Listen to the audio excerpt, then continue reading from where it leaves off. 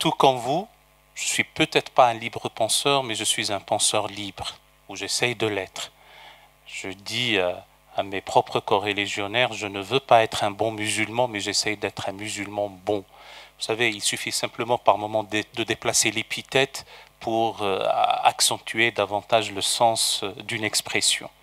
Le deuxième point, vous savez, le centre de gravité du monde islamique est en Insulinde. Il est en Indonésie et en Inde. La minorité musulmane indienne est beaucoup plus importante que le monde arabe réuni, à supposer que le monde arabe soit monocolore sur le plan confessionnel, parce qu'il y a les arabes chrétiens, les arabes bahaïs, les arabes athées, ou les arabes judaïsés, ou les juifs arabisés qui sont restés, même si c'est à l'état résiduel, comme l'a dit Jean-Christophe Attias. Le troisième point, vous avez raison, c'est vrai que nous avons affaire à des individus, et notamment en contexte islamique, qui n'arrivent pas à se départir ou à s'affranchir des oripeaux, des scories, de vieilles compréhensions. Certains parmi eux ont même essayé de me faire convaincre, au physicien que je suis, que la vitesse de la lumière est dans le Coran. Et simplement, je n'ai pas su lire, n'est pas sous forme numérique, mais elle s'y trouve parce qu'il y a du concordisme.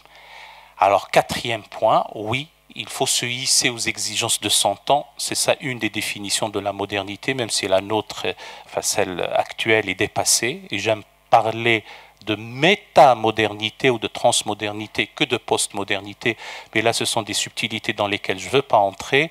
Alors, comment faire pour se hisser aux exigences de son temps et suivre son mode sans courir après la mode, parce que courir après la mode, on courra indéfiniment. Se hisser aux exigences de son temps, c'est faire appel à la batterie de disciplines des sciences de l'homme et de la société, des SHS, pour comprendre aussi ces questions religieuses, indépendamment des approches proprement spirituelles qui relèvent de l'intériorité. En finir chez bon nombre de mes propres corélégionnaires avec la pensée magique, avec le ritualisme desséchant, avec le mélange entre le réel et le fantastique et le merveilleux, en finir avec une axiomatique d'un discours éculé, en finir avec les représentations superstitieuses. Tout cela est un énorme chantier, et je n'ai pas eu le temps de l'aborder tout à l'heure, parce qu'il se trouve que le monde islamique qui est en crise pâtit de 3 mots à maillot X. Le wahhabisme, les frères musulmans, la révolution de Khomeini, et tout cela a des raisons extrinsèques, je n'ai pas le temps de les passer en revue, qui sont venus aggraver les facteurs endogènes d'une véritable crise. Et bon, pour certains, la crise est un lieu de salut, pour d'autres, elle est fatale. Je fais mienne la parole d'Antonio Gramsci quand il disait « Lorsque le passé se meurt et le futur n'est pas encore advenu, c'est dans le clair-obscur que peuvent surgir les monstres. Et les monstres ne surgissent quand il y a sommeil de la raison », disait Goya. Abandonné par la raison,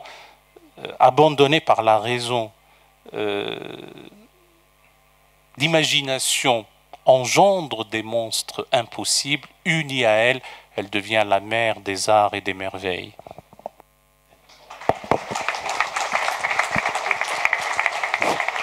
Une toute dernière question. Et maintenant, la question que je vous pose, c'est sur ce trône suprême, qui est assis en fait? Google, Facebook ou Alibaba? Est-ce qu'il n'y a pas un moment où on pourrait envisager une conversation entre les gens des 3 religions qui nous amènerait à comprendre qu'il faut aussi tout changer, comme dit une famille, la devise d'une grande famille française, tout changer pour que rien ne change.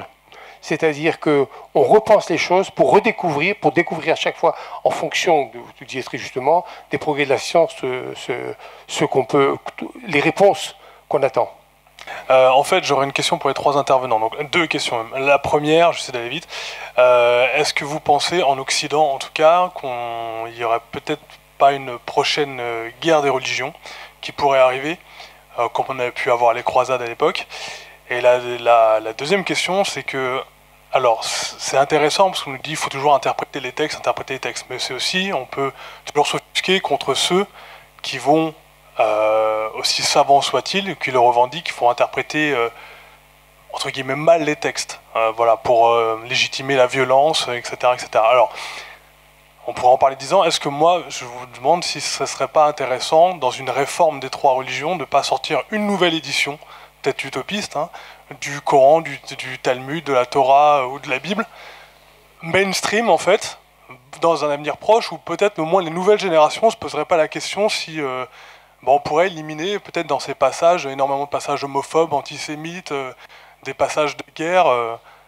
Voilà, il y aurait encore les anciens écrits, mais voilà, au moins, enfin, c'est peut-être bête, mais comment dire, c'est difficile de critiquer un bouquin qui prêcherait l'amour entre les peuples de la première page jusqu'à la dernière page. Enfin, je ne sais pas si vous voyez ce que je veux dire. Tout à voilà. fait.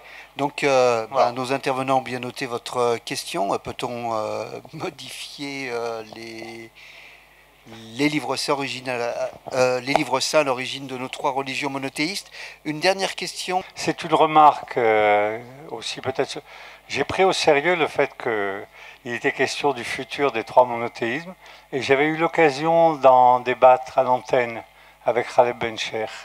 J'avais dit à quel point on n'était pas attentif au fait que les 3 monothéismes se sont succédés historiquement dans le temps, parce qu'ils pensaient que le précédent n'avait pas rempli sa fonction, pour parler poliment, ou avait échoué. Et que donc l'islam était en adéquation avec le cursus historique de nos civilisations et portait un certain nombre de valeurs. Je les ai notées pour ne pas les oublier, mais à l'époque j'en avais parlé, c'est-à-dire l'immédiateté, la simplification, la mondialisation, le fait qu'il n'est pas progressiste. Et que donc il entrait en écho, à cause de ça, avec énormément de jeunes qui sont comme ça et qui ne sont pas musulmans. Et qu'il y a donc une sorte de vérité dans l'idée que l'islam vient clore ou avancer ou progresser. Moi je crois progresser dans l'histoire des monothéismes. Mais voilà, je voulais juste le dire parce que je sais que ça ne se dit pas beaucoup. Voilà, c'est tout. Pour ce qui est d'une édition, en quelque sorte, expurgée, supportable par tout lecteur des textes, je pense que vous avez... c'est faire preuve d'une certaine naïveté, parce que vous pouvez le faire. Mais qui se reconnaîtra dans ces textes? Vous n'empêcherez jamais quiconque qui le souhaite de retourner au texte original, au supposé tel. Donc faites très attention. Vous allez produire, si vous produisez donc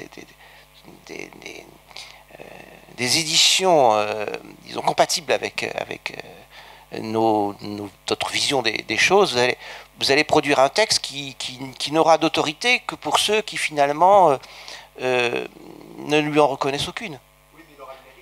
Oui, mais il ne suffit pas de produire du texte. Le texte, ces textes ont acquis historiquement, je ne dis pas qu'ils sont nés ainsi, mais ils ont acquis historiquement une autorité telle qu'aucune réécriture n'est envisageable. En revanche, la réinterprétation, elle est constante. Et elle est ouverte. Elle est ouverte dans le monde juif, et je sais, ou je crois savoir, qu'elle est, ou qu'elle peut l'être dans d'autres univers. Pour ce que vous dites là, en revanche, sur la succession, je pense que moi, je ne céderai pas disons, à cette espèce d'idolâtrie historiographique. C'est pas une succession, c'est beaucoup plus compliqué que ça. C'est pas l'un vient après l'autre, parce que vous avez l'impression que comme je parle le premier, je viens avant tout le monde. C'est pas du tout le cas. Je vais vous donner un exemple tout simple.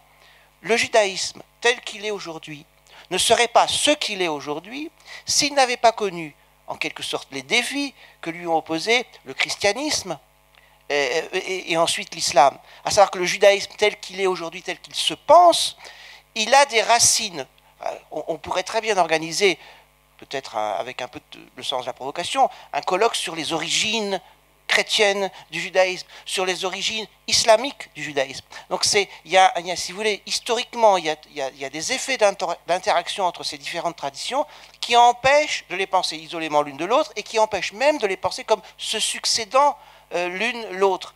Donc faites attention, il n'y a pas un premier et un dernier dans cette affaire, il faut un peu le rappeler peut-être au dernier, ou ceux qui prétendent l'être, mais je pense qu'il faut aller un petit peu au-delà de cette description en quelque sorte de... Oui, mais méfiez-vous des textes fondateurs. Finalement, vous êtes un peu pris dans le même piège. Parce que, par exemple, le judaïsme a ce gros avantage, c'est que c'est une religion de la défaite. Hein. C'était mal parti. Hein. Et la défaite est devenue constitutif de la pensée que le judaïsme se fait de lui-même et de son rôle dans l'histoire. Et donc il a été contraint, il a fait peut-être de nécessité et vertu, c'est peut-être même au-delà de cela, il a été contraint très vite de reconnaître dans l'émergence du christianisme, puis dans l'émergence de l'islam, quelque chose comme les étapes positives d'un progrès dans la reconnaissance d'une vérité ultime, qui serait bien sûr la vérité juive, on est d'accord. Mais il y a une positivité en quelque sorte, il y a une reconnaissance par le judaïsme rabbinique de la positivité, mais de la positivité véritable de l'émergence du christianisme et de l'islam. Il y a des penseurs médiévaux qui ont déjà en quelque sorte conceptualisé cela, qui l'ont exprimé de manière parfois ambiguë, mais relativement claire tout de même. Je m'inscris vraiment dans la continuité parce que je partage énormément de points qui viennent d'être dits. Par exemple, notamment, parce que mes réflexions allaient dans le même sens sur le rapport à l'histoire, je suis totalement d'accord, évidemment, qu'il y a des origines islamiques du christianisme et qu'il y a des origines chrétiennes du judaïsme. Ce qui m'effraie, moi, c'est c'est l'idée qu'effectivement, si on faisait des tables rondes, des conférences là-dessus, ça pourrait être perçu par certains comme une provocation, alors qu'il n'y a pas besoin de s'instruire longtemps avant de se rendre compte que cet entrecroisement, il est là. Donc je m'effraie de l'ignorance religieuse qui est si générale. Alors je ne dis pas qu'il n'y a pas aussi des effets de succession, hein. Je ne suis pas en train de proposer une histoire totalement à côté, mais le fait que ces successions ménagent toutes sortes d'entrecroisements, ça devrait être une évidence et à aucun moment provocatoire. Alors, précisément, à un moment donné, il était question de guerre de religion. Je dis juste un mot en passant. De toute façon, des guerres de religion, il y en aura toujours. Il y aura toujours des guerres. Et si jamais un jour une guerre intervient qui n'est pas religieuse, elle le deviendra tout de suite dans le mois qui suivra la suite du conflit. Parce que, comme je le dis, là où il y a violence, là où il y a guerre, alors la religion s'en mêle. Donc même si une guerre n'est pas religieuse au départ, elle le devient de toute façon. Donc il y aura toujours des guerres de religion, oui. Mais du coup, en disant ça, j'appuie sur ma thèse que les religions doivent assumer qu'elles sont toujours là où il y a de la violence, et elles sont toujours là en train de travailler au milieu de ça. Et c'est pour ça que moi je ne crois pas du tout à l'idée du nettoyage des textes bibliques ou du nettoyage des textes des autres traditions non bibliques, parce que qui ferait ce nettoyage ? Qui oserait se poser comme un homme de pureté qui nettoierait des textes de violence? Qui oserait se poser comme un homme plus évolué que ceux qui l'ont précédé? On a eu des siècles où les gens, effectivement, croyaient au progrès de cette manière, excusez-moi de le dire, primaire, et pensaient réellement que les religions se succédaient en se progressant et que l'humanité avançait en se surpassant à chaque fois. Moi, je n'y crois vraiment pas. Et le fait d'entretenir un rapport à l'histoire qui serait un rapport de nettoyage de ceux qui nous sont inférieurs, je ressens ça comme extrêmement violent.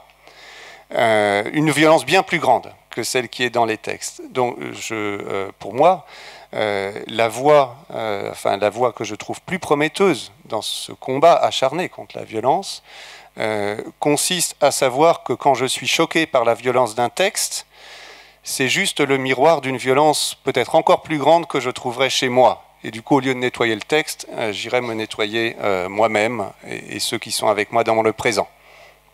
J'irai d'une manière très concise à 2 ou 3 réponses.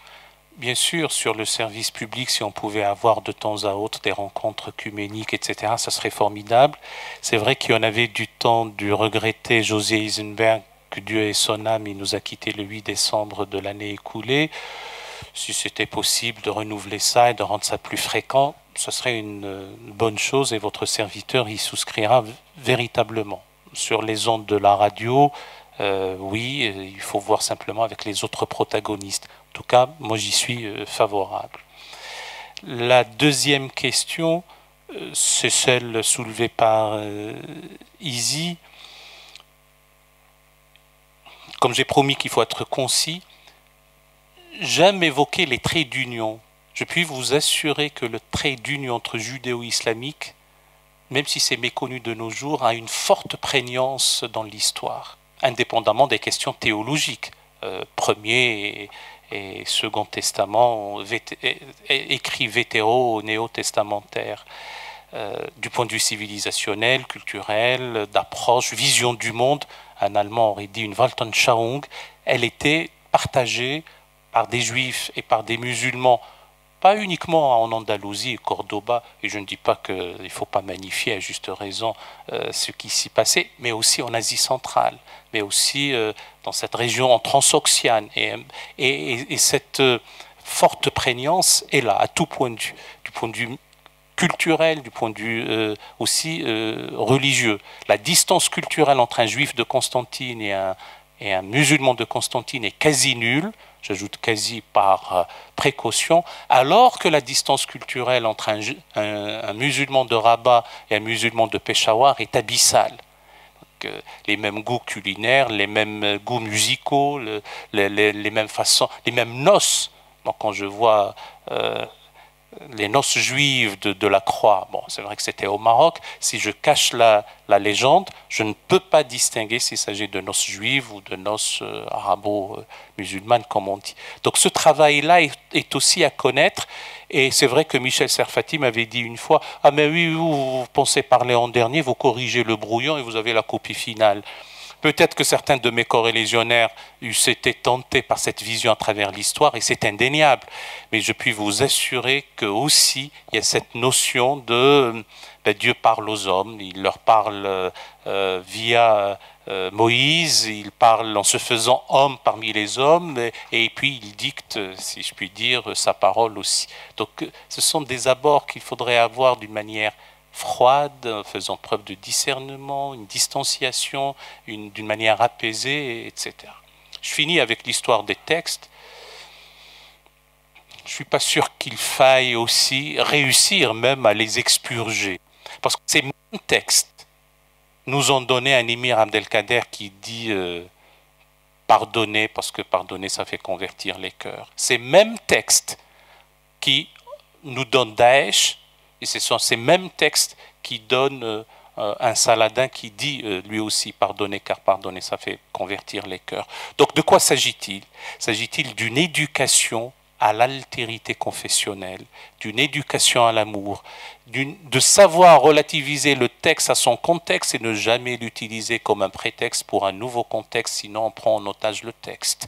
Donc c'est un travail d'herméneutique, c'est un travail d'exégèse, c'est un travail d'interprétation, et encore, quelle interprétation? Si c'est dans une raison religieuse fermée, ça ne donne rien. C'est une interprétation qui place au centre des préoccupations de l'interprète la dignité de l'homme, le respect de la conscience humaine.